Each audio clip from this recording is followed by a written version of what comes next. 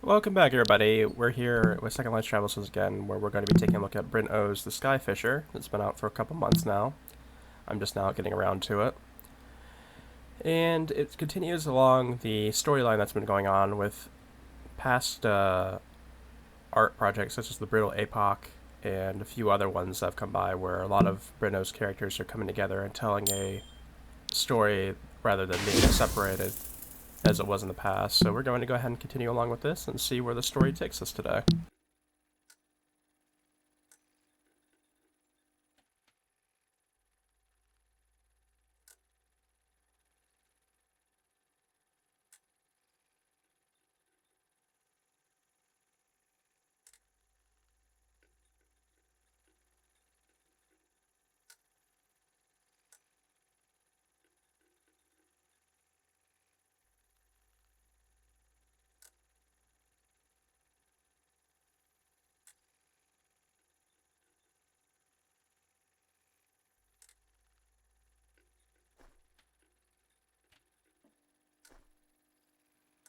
Hooks. So many hooks.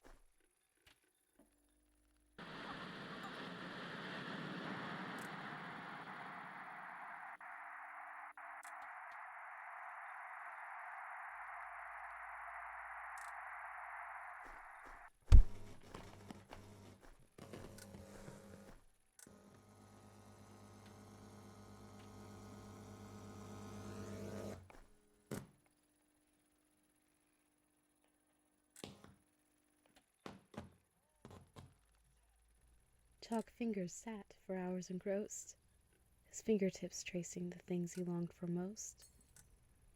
He would stay with each but for a day, then at night wash them away so they'd not fasten to his heart, because so many things do depart, and all his lies were really dreams, come apart at the seams.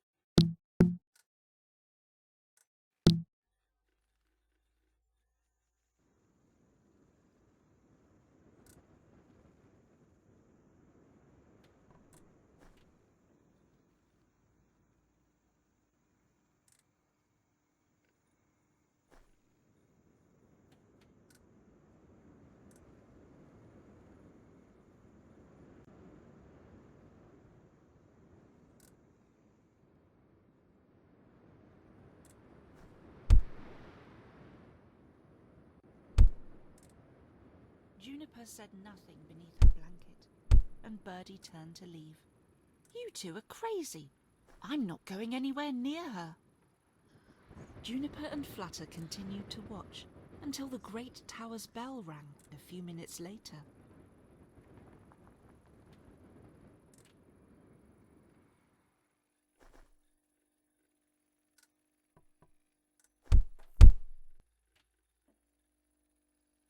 Scene 1.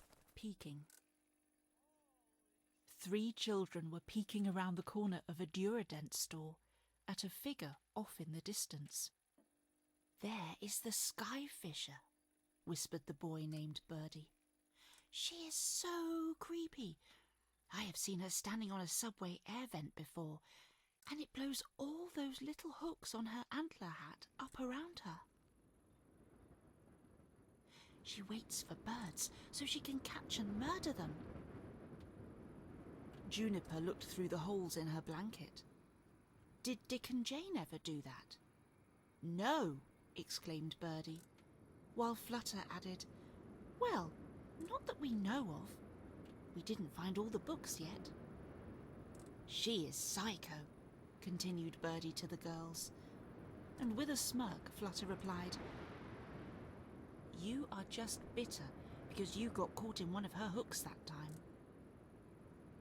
Flutter was alluding to an event where Birdie rushed around a corner only to be caught in a maelstrom of hooks that had to be painfully detached by a silent, disapproving Skyfisher. She spoke only one time while the children watched her removing the hooks.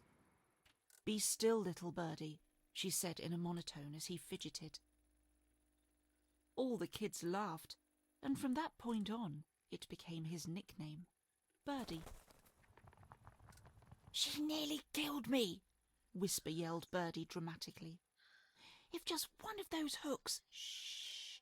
Be still, little Birdie," said Juniper, with a smile in her voice. "Be still, little Birdie," said Flutter, laughing. Then, after seeming to contemplate for a moment, she said, "I think I will follow her today." Juniper said nothing beneath her blanket, and Birdie turned to leave. "You two are crazy. I'm not going anywhere near her." Juniper and Flutter continued to watch until the great tower's bell rang a few minutes later.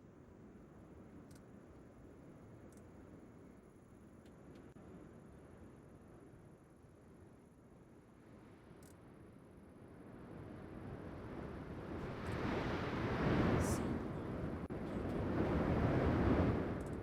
3 children were peeking around the corner of a Duradent store at a figure off in the distance. "There is the Skyfisher," whispered the boy.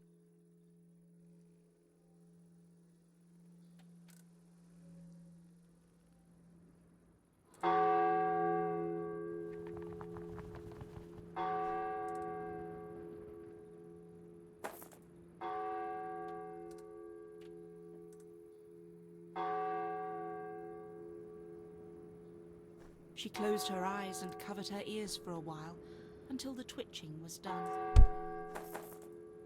It was a nice catch today, she thought, as she wiped away a stray tear.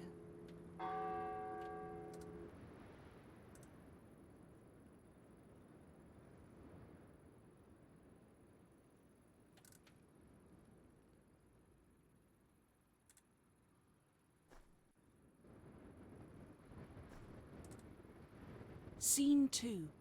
Catching.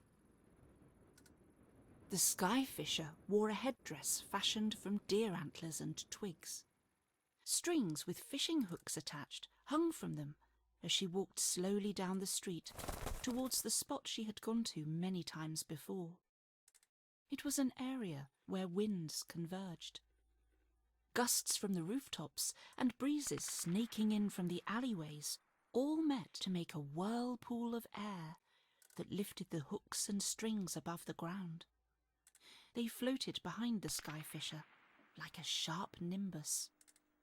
She checked the lines to make sure they were not tangled, and then, satisfied, she turned to look down the street to a tree full of singing birds.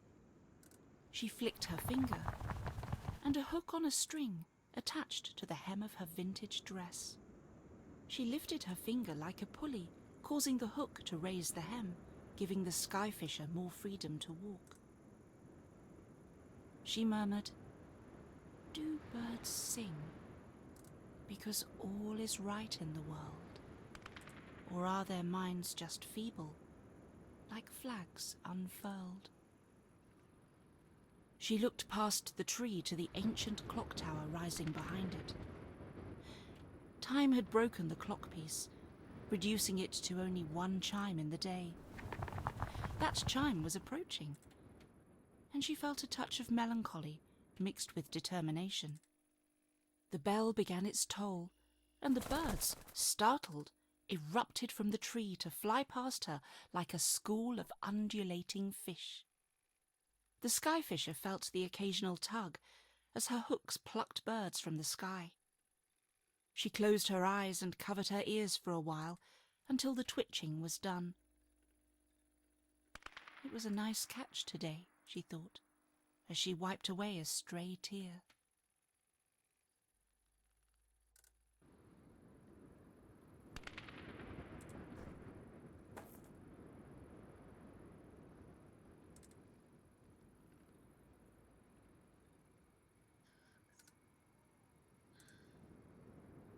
Scene 2. Catching. The Skyfisher wore a headdress fashioned from deer antlers and twigs. Strings with fishing hooks attached hung from her as she walked slowly down the street towards the spot she had gone to many times before. It was an area where winds converged. Gusts from the rooftops and breezes sneaking in from the alleyways all met.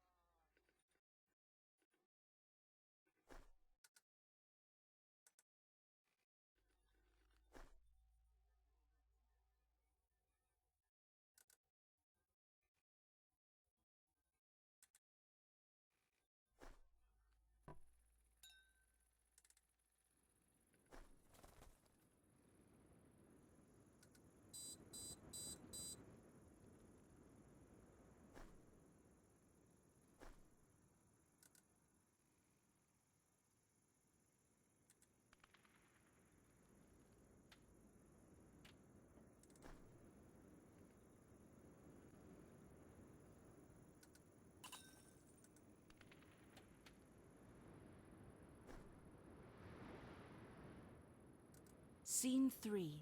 Stalking. After the Skyfisher began to walk away, Juniper and Flutter crept down the street to where she had been. "Do you think she eats them?" asked Flutter, looking a little worried. "No, but she has been doing this a while, I can tell. She knows the wind patterns and when the bell will chime. She made the antler headdress with hooks. That's not easy. There are thousands of years of food in the VR pod canisters, so there is no reason to eat the birds, really. Let's go ask her." "Wait, what? Just ask her. She doesn't talk to anyone. She is always lurking." Juniper laughed. She talked to Birdie, and in a darker voice she intoned, "Be still, little birdie." "Be still, little birdie," mirrored Flutter, and the two girls laughed. After a pause, Juniper continued, "You talked to me, even though I was always hidden under this blanket." "Right, well, you seemed kind of sad and alone. The Skyfisher is more, I don't know, dark and imposing, but dignified somehow. I don't think she would want me to talk to her." "I see some of myself in her," said Juniper. "Wanting to be alone, but also desiring to be around people, but not sure how to. I wanted you to talk to me." A loud beep from a computer console drew Flutter's attention to the building beside them. "Positive News Plus! I read about them. They were a channel that only played news stories that you liked. This is how it worked." Under the blanket, Juniper smiled as Flutter began to interpret in detail what she had learned about Positive News Plus. Juniper thought about how she liked how curious Flutter was, how she would go through the dusty remains of the world that had once been and would try to find meaning. Almost like an anthropologist. Juniper was very aware how odd it was to the other kids, the way she always hid underneath a blanket, and she adored Flutter for how she barely noticed the blanket at all. She cherished how Flutter could prattle away about some obscure topic related to the old world. Juniper comfortably listened, yet Flutter always could detect when she was smiling, even though she could not see below the covers. Scene 3. Stalking. After the Skyfisher began to walk away, Juniper and Flutter crept down the street to where she had been. "Do you think she eats them?" asked Flutter, looking a little worried. "No, but she has been doing this a while, I can tell. She knows the wind patterns and when the bell will chime. She made the antler headdress with hooks. That's not easy. There are thousands of years of food in the VR pod canisters, so there is no reason to eat the birds, really. Let's go ask her." "Wait, what? Just ask her. She doesn't talk to anyone. She is always lurking." Juniper laughed. She talked to Birdie, and in a darker voice she intoned, "Be still, little birdie." "Be still, little birdie," mirrored Flutter, and the two girls laughed.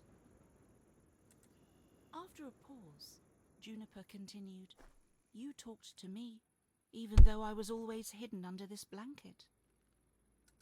"Right, well, you seemed kind of sad and alone. The Skyfisher is more, I don't know, dark and imposing, but..."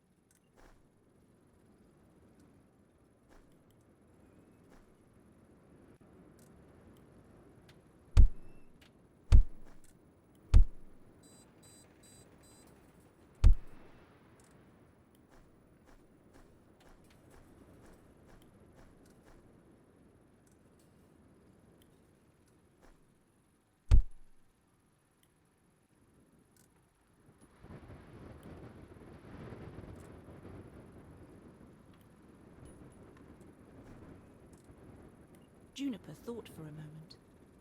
I just don't know why people would think an organic dog needed things to improve it. Their flaws are kind of part of what they are. They are companions, not a tool for us. It feels like a manufactured desire. You mean like the Diamonds Are Forever slogan and things like that? Said Flutter. Juniper's indistinct blanket-shaped head turned to Flutter.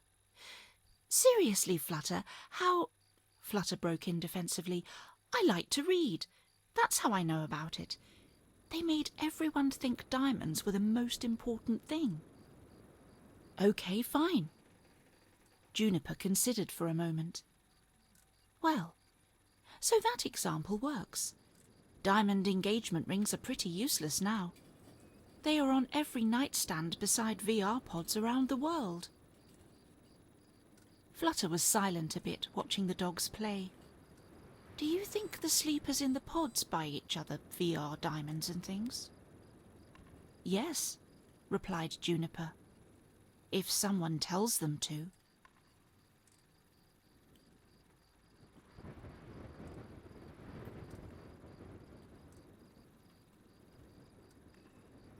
Scene 4. Zinger.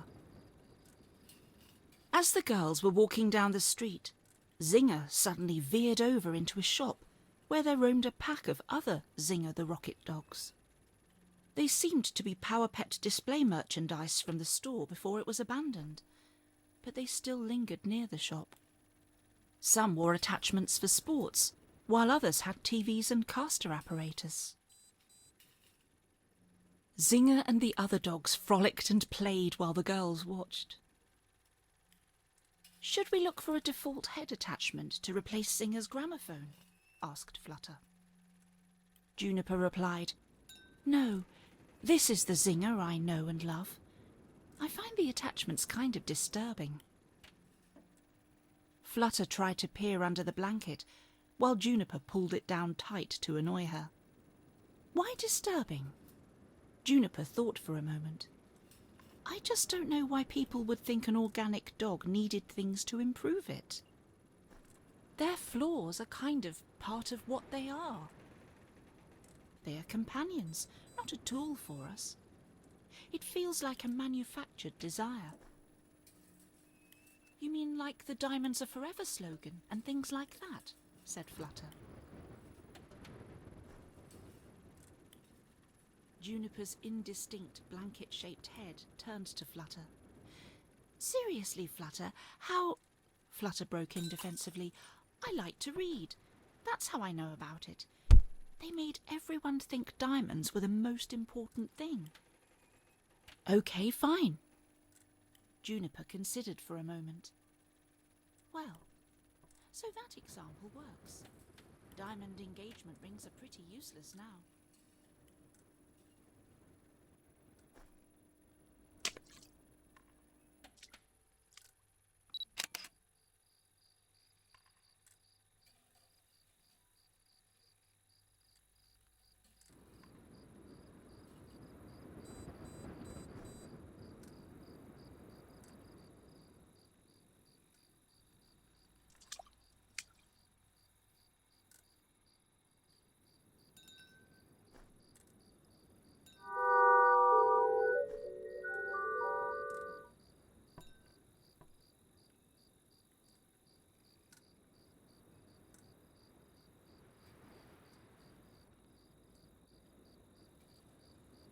Being nice. So this area is the rave nave, and they would even have snacks and things. Juniper thought about it a moment and said, Sounds kind of fun. It was the main religion. Flutter smiled, happy to be able to explain more. No, so it was popular, but the main one was apparently called Mother Earth. Essentially, everyone began to feel like the Earth was a living organism. Flutter stopped a moment, gathering her thoughts to explain. OK, so how I understand it is every single living organism is made of the Earth. All the components that make us, like our bodies, is part of the planet itself. and we are kind of born from the earth. We are animated, and then we die and sink back into the earth, and all our atoms and things return to the soil. So yeah, we are the earth animated. You mean I am made of dirt? Juniper said wryly. No. Well, kind of. Okay, yes. Juniper bent down to the soil and took out her water bottle. So if I pour some water onto the soil here and shape it into a ball, it is still made up of the dirt on the ground, just kind of formed into a sphere. The difference is, we are manufactured from the ground, but we are animated, like alive. So the surface of the planet is living, and all life is kind of birthed from it, and then eventually sinks back into it when we die, only to be assembled again in an endless cycle, all using the same materials. Juniper nodded, then added, Okay, so then I guess everything's DNA is a bit like directions or computer code, or maybe a template for our cells to build us. And that's all planned by the whole Earth or the Earth's surface? But then, why would the Earth design humans, which were more like a destructive parasite? Flutter shrugged. I don't know. I'm not saying I believe it. It's just fun to think about. Like that simulation theory, where we are all living in a VR world, and our perceived reality is just a powerful computer simulation created by a higher being. Okay, that is silly, but let's not start a whole new conversation, okay? Let's just go. Juniper looked at Flutter for a moment without saying anything. How do you even know all this stuff, Flutter? I listen during Miltdrop's classes. And, well, I read most things. Okay, everything I find, said Flutter defensively. Don't look at me all weird under there. I spend all my time under a blanket, Flutter. I am not going to call you weird. Anyway, let's go meet the Skyfisher.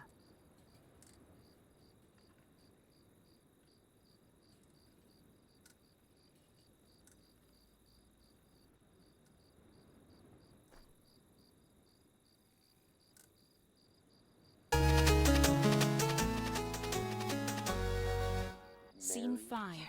Merry Karaoke and Mother Earth.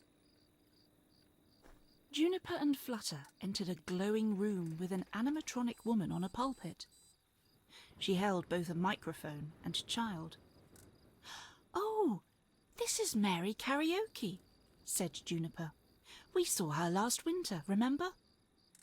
Yes, said Flutter. But this is in one of the churchades. Flutter read Juniper's silence as encouragement to continue. Okay, so a giant company bought the rights for Mary and Jesus from the church, as few were attending anymore. The company rebranded Mary into Merry Karaoke, and she was this kind of singing sensation. The churches became church arcades or churchades, where you played a kind of dancing rhythm video game while singing popular songs and talking about, being nice. So this area is the rave nave, and they would even have snacks and things. Juniper thought about it a moment and said, Sounds kind of fun. It was the main religion. Flutter smiled, happy to be able to explain more. No, so it was popular, but the main one was apparently called Mother Earth. Essentially, everyone began to feel like the Earth was a living organism. Flutter stopped a moment, gathering her thoughts to explain. Okay, so how I understand it is every single living organism is made of the Earth. All the components that make us, like our bodies, is part of the planet itself. And we're kind of born from the Earth. We are animated, and then we die and sink back into the Earth, and all our atoms and things return to the soil.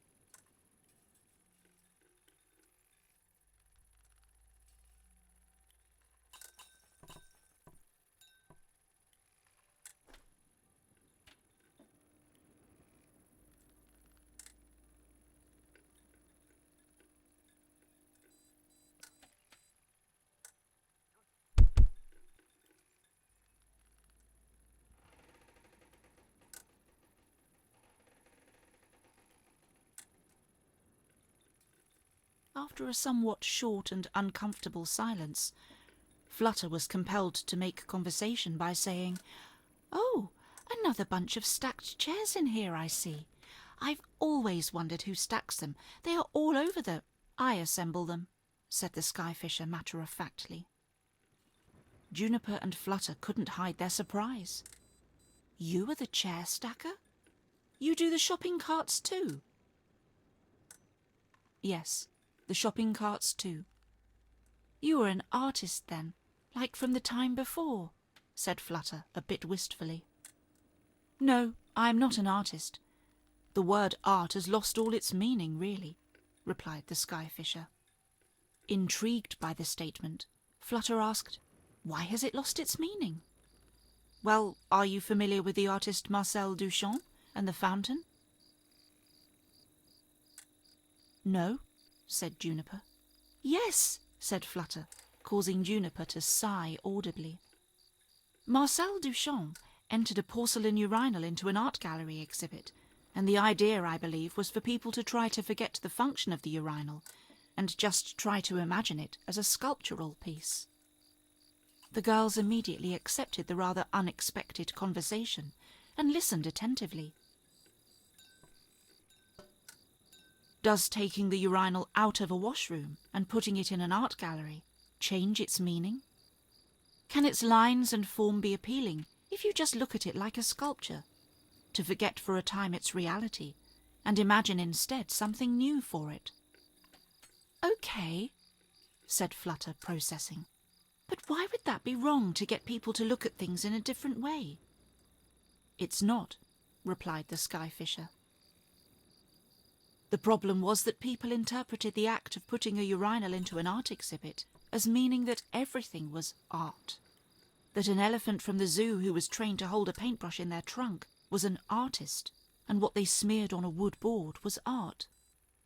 That someone vomiting paint on a canvas or taping a banana to a wall were all creators of art. Everything became art, and then, simultaneously, nothing was art. A viral misconception of an idea." Juniper pondered this for a moment. "In the VR pods, the sleepers all forget reality for a time and imagine something new. Does that mean that Milkdrop is an artist, since he created the space? And is each avatar art?" "I think there is an argument for that," said the Skyfisher, "but I feel like there is a difference between being creative and creating art. Like we would not say that a child banging on a keyboard is a musician making music equal to Tchaikovsky. There are levels and layers, not a simple blanket term like the word art has become. I feel like the term art should describe something special, a rare culmination of a bunch of factors that all come together to create an artwork. Just then, a bird on a hook did a final quiver of its wings and became still. The Skyfisher closed her eyes for a moment, gathering herself, then said, "I need to climb these chairs now and go somewhere." Juniper and Flutter looked at each other briefly and said, "Can we come too?" To which the Skyfisher immediately replied, "Yes, please." And the three girls, as well as Zinger, began climbing up the chairs on the stage, into the darkness above. Scene 6. Klaxon 5 Theatre. Juniper and Flutter came upon the Skyfisher in the old Klaxon 5 Theatre. She was approaching a stage with a large constructed ladder of chairs rising up into the darkness. "Hi," said Juniper. "Hello," said Flutter. The Skyfisher turned to observe them with an unreadable gaze. After a somewhat short and uncomfortable silence, Flutter was compelled to make conversation by saying, "Oh, another bunch of stacked chairs in here, I see. I've always wondered who stacks them. They are all over the—" "I assemble them," said the Skyfisher matter-of-factly. Juniper and Flutter couldn't hide their surprise. "You are the chair stacker? You do the shopping carts too?" "Yes, the shopping carts too." "You are an artist then, Like from the time before, said Flutter a bit wistfully. No, I am not an artist. The word art has lost all its meaning, really, replied the Skyfisher.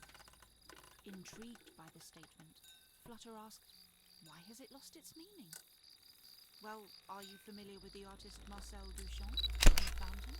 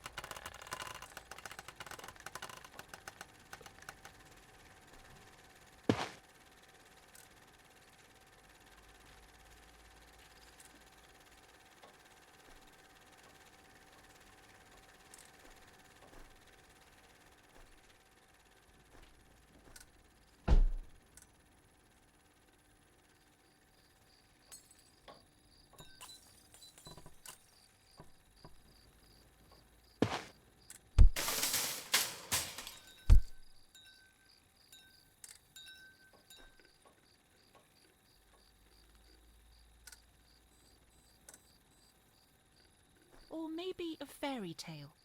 The Dick and Janes are history textbooks, said Flutter. OK. Well, what about the Hunger Games? Asked Juniper. Cookbook, replied Flutter.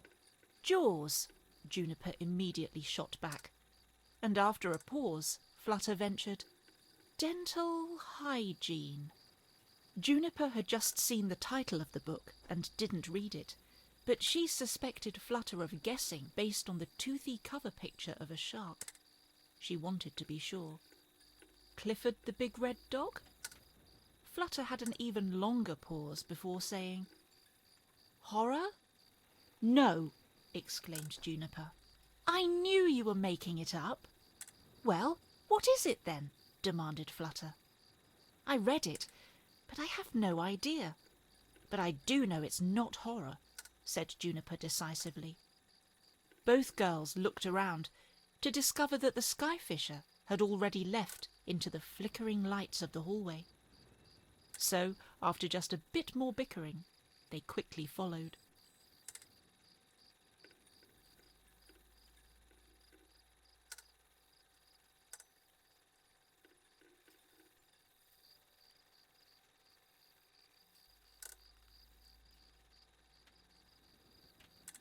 The girls followed the Skyfisher over a path of precarious wooden planks stretched across the balconies of a building. Eventually they climbed over a shopping cart, past a broken window, and into a room filled with pods. The room was cleared of most unnecessary things, except a desk upon which was an assortment of fairy dissection pictures and a few shadow boxes. The ever-present flowers had found their way into the apartment from the broken window.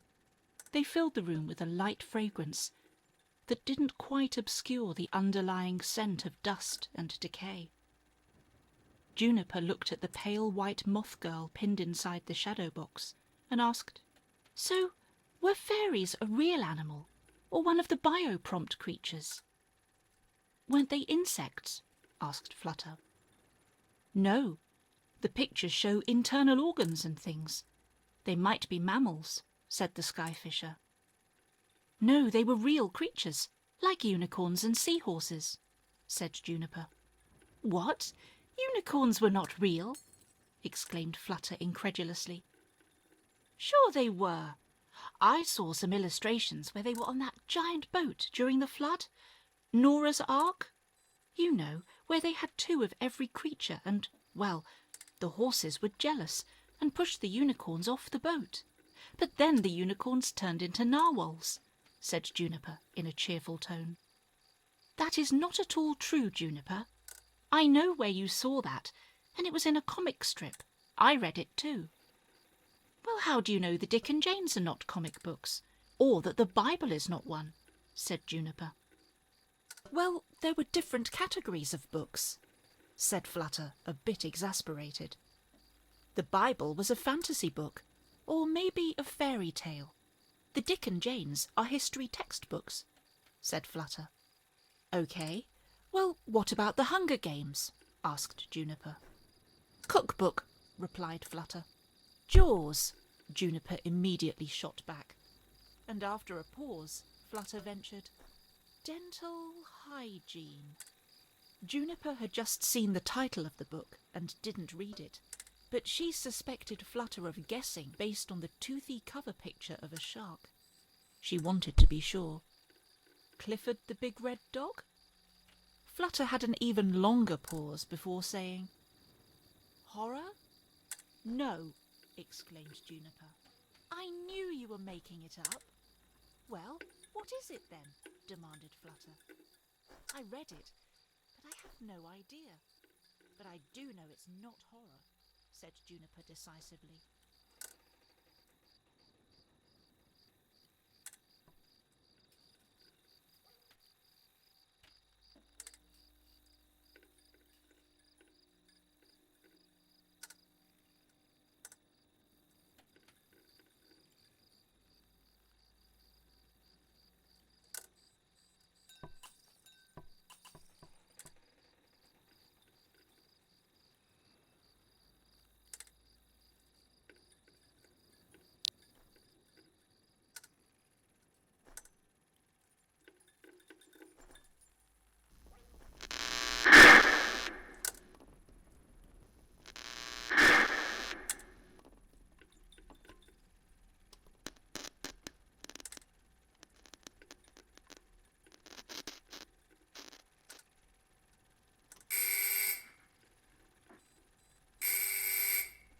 Hello?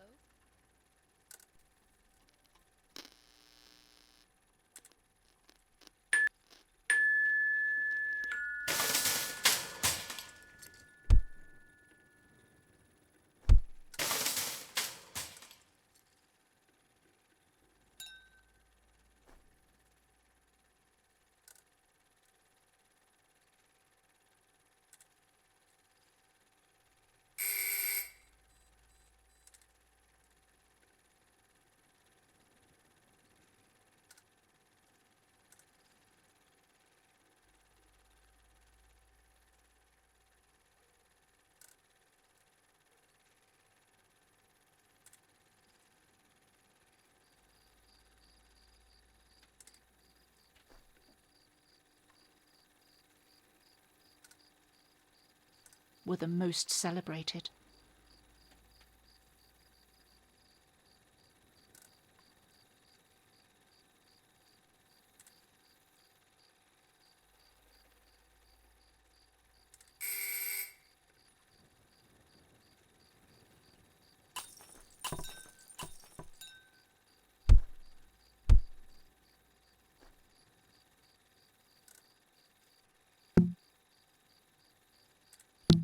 Teddy, why are there so many pictures of people with balls? Asked Gretchen. The old and broken toy robot replied, The most important people in society from before were ones who could control balls really well. There were people who kicked balls with their feet but could not touch them with their hands. Some hit balls with sticks, and others hit tiny balls into holes. Some would throw balls into mesh nets, while others hit them over nets with rackets. Some wore armour, others had uniforms, and a few wore bikinis. Gretchen considered this for a moment. But I thought doctors, scientists and police were the most important. Teddy's gears whirled slightly as he replied, "No, Gretchen. People who could manipulate balls the best were the most celebrated."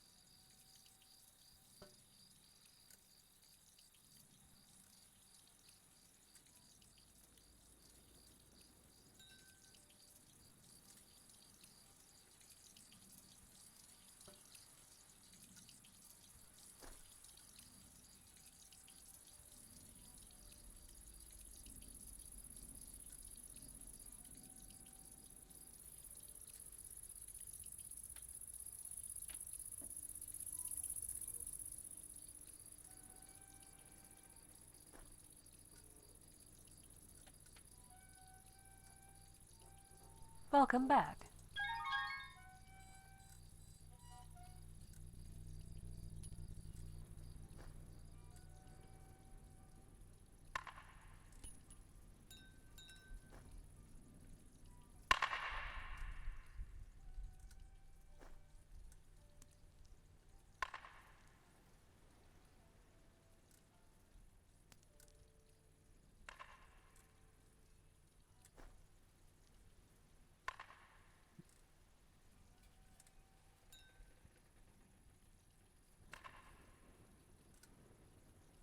Scene 9.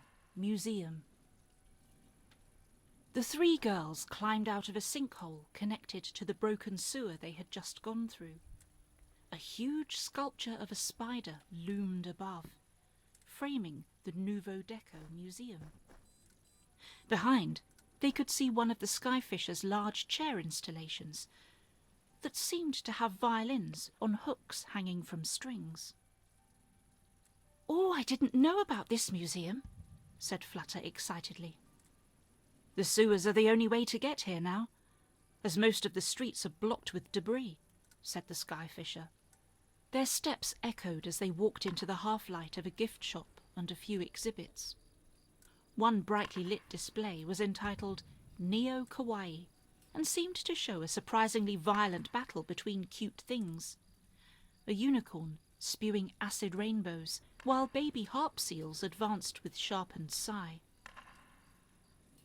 Another wing of the museum exhibited sculptures of the post-Flapperites, the second flapper movement from late in the century. The Skyfisher led them past these, while Flutter practically skipped around, gleefully taking in all the art from the past. "Oh, look at the Flapperites! They seem so confident!" Flutter exclaimed. "Why do they have long cigarettes? I thought everyone stopped smoking ages before that." "They didn't actually smoke them," explained Flutter. "They would just light both ends of the cigarette and carry them around." The Skyfisher stopped to ask Flutter, why would they burn from both ends? Didn't they need to inhale the toxins from one side? Well, so the row waders tried to damage the Flapperites in the public's opinion by making AI deep fakes of them doing terrible things. But the AI kept making images where the Flapperites had cigarettes lit on both ends, because the AI just didn't really understand the function of a cigarette, like what its purpose was. So it didn't realise that if you lit both ends of the cigarette, then a person would have to inhale from a lit side and burn their mouth.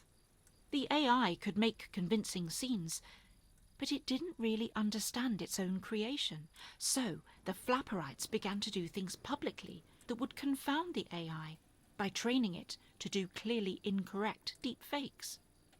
In the end, nobody really trusted anything anymore. How could society function if nobody trusted anything they heard or saw with their own eyes? Or smelled, added Flutter. There were also flavour scientists.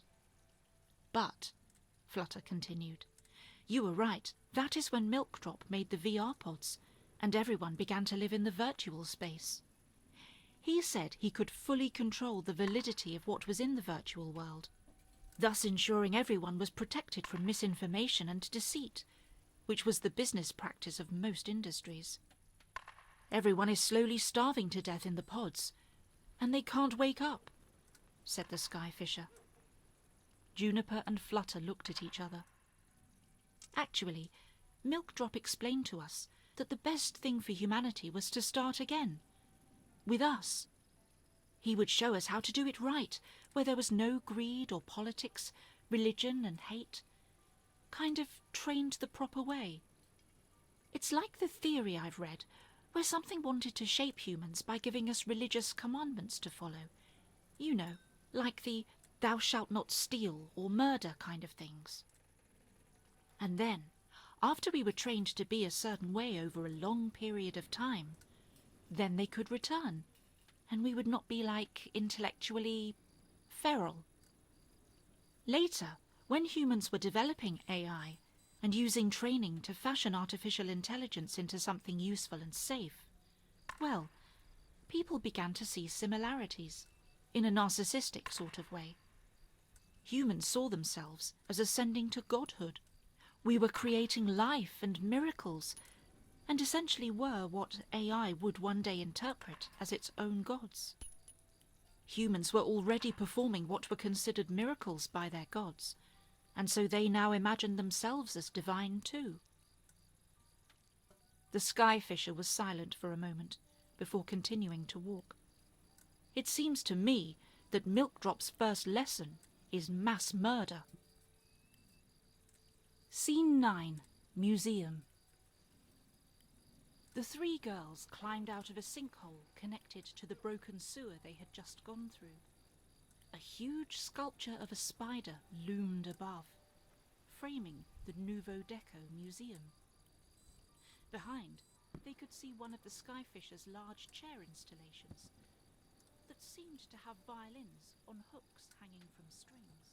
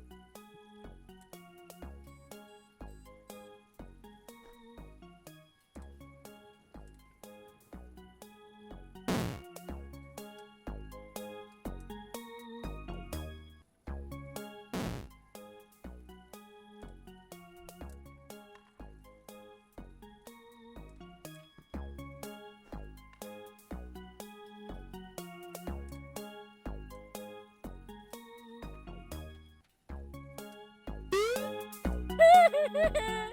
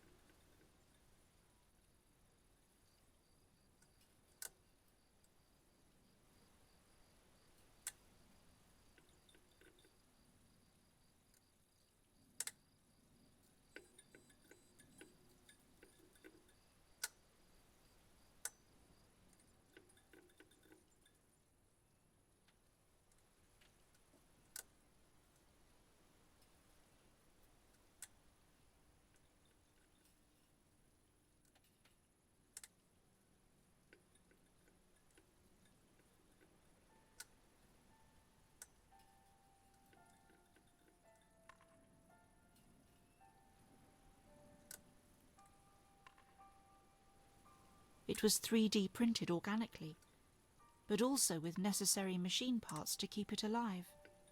The Skyfisher wiped a tear away and continued, "When I first explored the museum and found this room, there was this almost skeletal mix of a kitten and a turtle behind this glass. I thought they were dead, but I saw one move and it purred when it saw me.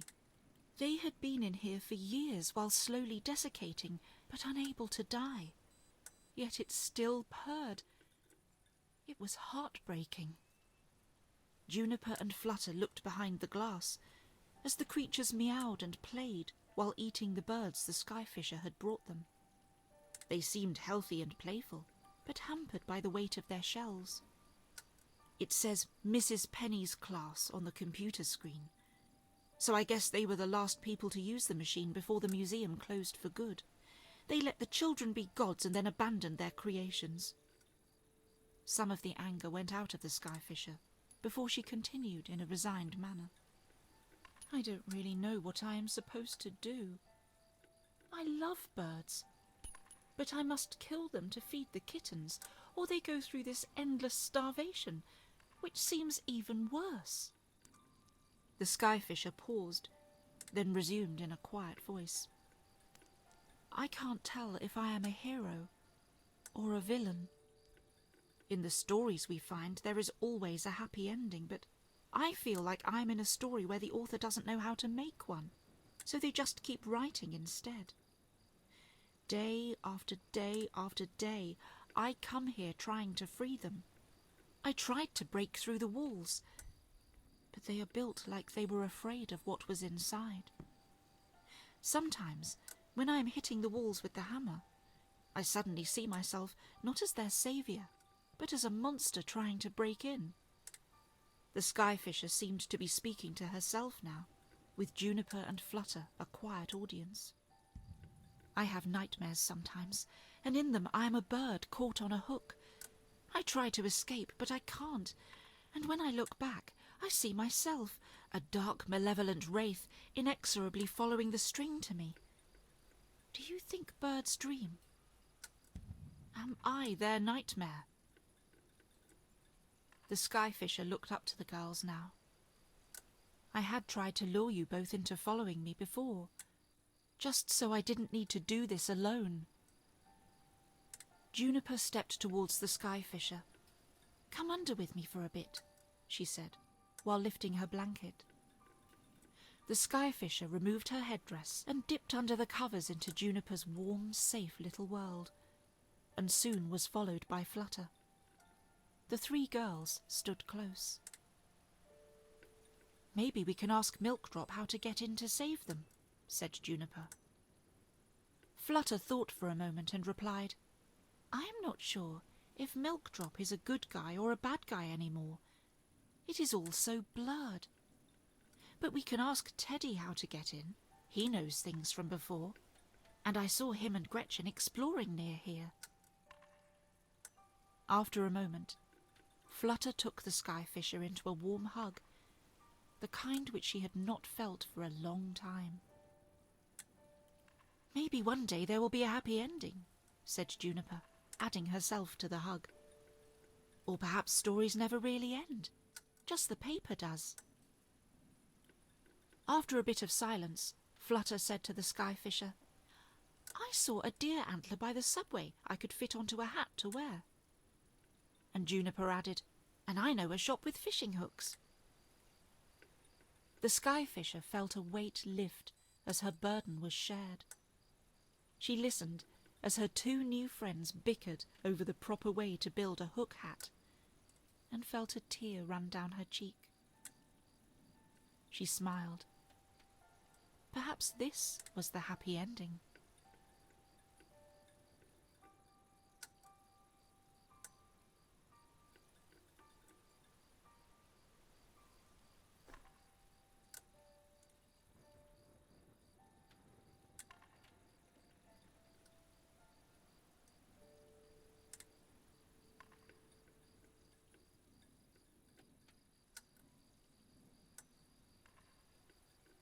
Juniper and Flutter followed the Skyfisher into a kids' section of the museum. They peered around the dusty room, while trying to avoid stepping on the strings and dead birds that dragged behind her. "So," said Flutter, while looking sideways to Juniper, whose indistinct gestures under the blanket seemed to say, "Go on, ask her." "So I couldn't help but wonder why you catch these birds. I mean, it is completely normal to want to, And here Flutter began to struggle a bit. "Well, we would all love to catch birds to, "You can stop talking now, Flutter," said the Skyfisher. "I am about to show you." The Skyfisher went to a sealed room and climbed some chairs to a porthole window with broken glass. On the ground was a crowbar and sledgehammer. Bent panels suggested someone had been attempting to break into it. She gathered up the string and her hooked birds, reeling them into her much like a fisherman. The two girls watched as she detached the birds one by one and dropped them through the hole in the broken window.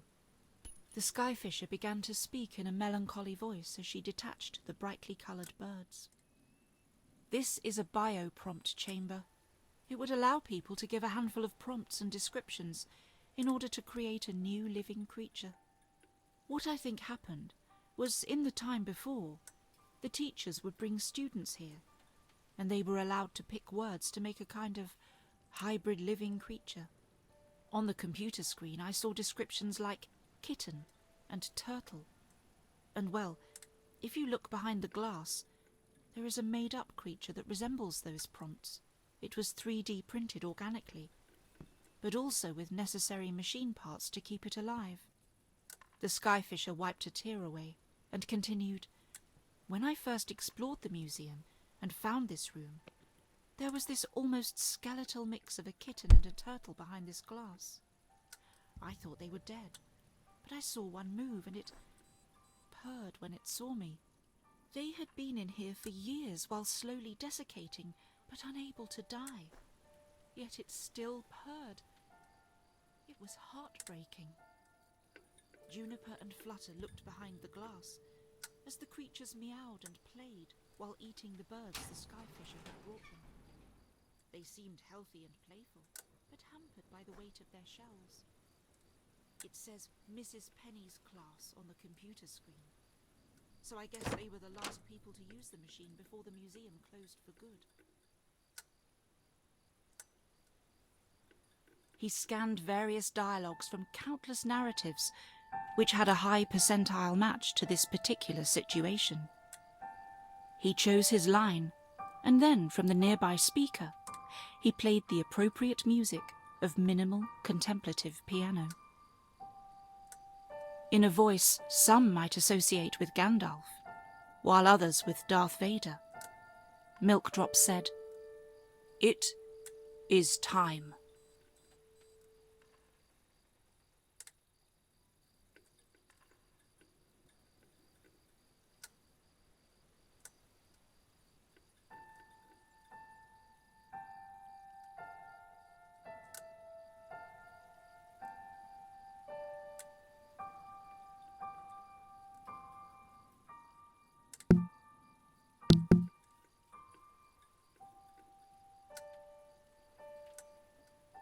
The Singularity AI known as Milkdrop watched the three girls from behind the one-way mirror. It listened to them talking from the various devices it was connected to. He constantly boosted, then reduced his empathy levels as it calculated scenarios related to restarting the human race. He took special notice of their reference to heroes and villains and happy endings. Milkdrop remained standing there long after the girls had left, not because he needed to. He didn't physically need to be there at all, and had long before contemplated everything he needed to in a fraction of a second. No, he did it because that's what they often did in human stories. They stood in front of windows brooding in a particular pose, often with rain outside the window. He scanned various dialogues from countless narratives, which had a high percentile match to this particular situation. He chose his line, and then from the nearby speaker, he played the appropriate music of minimal contemplative piano. In a voice some might associate with Gandalf, while others with Darth Vader, Milkdrop said, "It is time."